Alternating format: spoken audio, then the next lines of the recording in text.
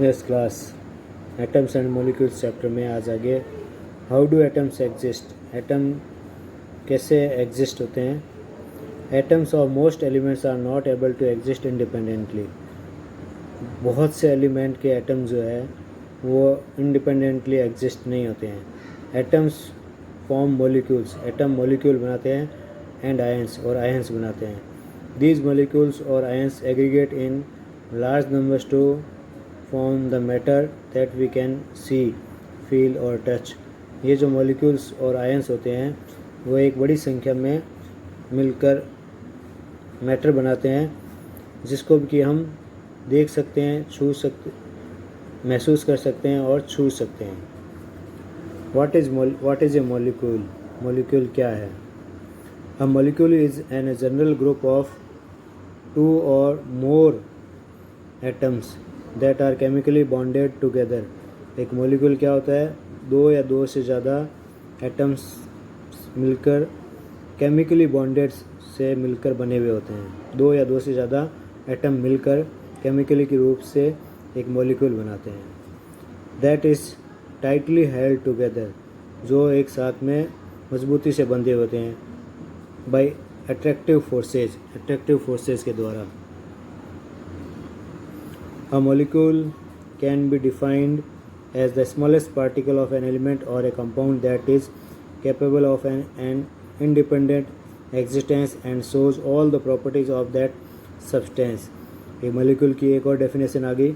एक मॉलिक्यूल को हम डिफाइन कर सकते हैं एक ऐसे सबसे छोटे पार्टिकल को, एलिमेंट के, जिसको हम इंडिपेंडेंटली शो कर सकते हैं और वो सारी प्रॉपर्टीज़ उस सब्सटेंस की शो करता है। Atoms of the same element or of different elements can join together to form molecules. Atoms जो होते हैं सेम एलिमेंट के और डिफरेंट एलिमेंट्स के, वो आपस में जॉइन होकर और एक मॉलिक्यूल्स बनाते हैं, यानी एटम से मिलकर मॉलिक्यूल्स बनता है। Molecules of elements. The molecules of an element are constituted by the same type of atoms. किसी भी एलिमेंट के जो मॉलिक्यूल्स होते हैं वो सेम टाइप के एटम से मिलकर बने हुए होते हैं, यानी एक ही प्रकार के एटम से मिलकर एलिमेंट के मॉलिक्यूल्स बने हुए होते हैं। Molecules of many elements such as argon, helium etcetera. बहुत से एलिमेंट्स होते हैं जैसे कि argon, helium etcetera are made up of only one atom of that element. ये सिर्फ एक ही एटम से मिलकर बने हुए होते हैं। But this is not the case with most of non metals. लेकिन ऐसा सभी नॉन मेटल्स के साथ में नहीं होता है। For example, A molecule of oxygen consist of 2 atoms. Oxygen का एक मॉलिक्यूल जो है वो 2 एटम, ऑक्सीजन के 2 एटम से मिलकर बना होता है। And hence it is known as diatomic molecule. इसलिए उस ऑक्सीजन को डाई एटमिक मॉलिक्यूल्स के नाम से जानते हैं। O2, इसमें 2 है, ऑक्सीजन 2 एटम है। If 3 atoms of oxygen unite into a molecule instead of the usual 2 we got ozone O3। अगर 3 एटम हो ऑक्सीजन के एक मॉलिक्यूल में तो वो ओजोन हो जाता है, O3। The number of atoms constituting a molecule is known as its atomicity। जितने भी एटम एक मॉलिक्यूल में होते हैं वह इसकी एटमोसिटी कहलाती है।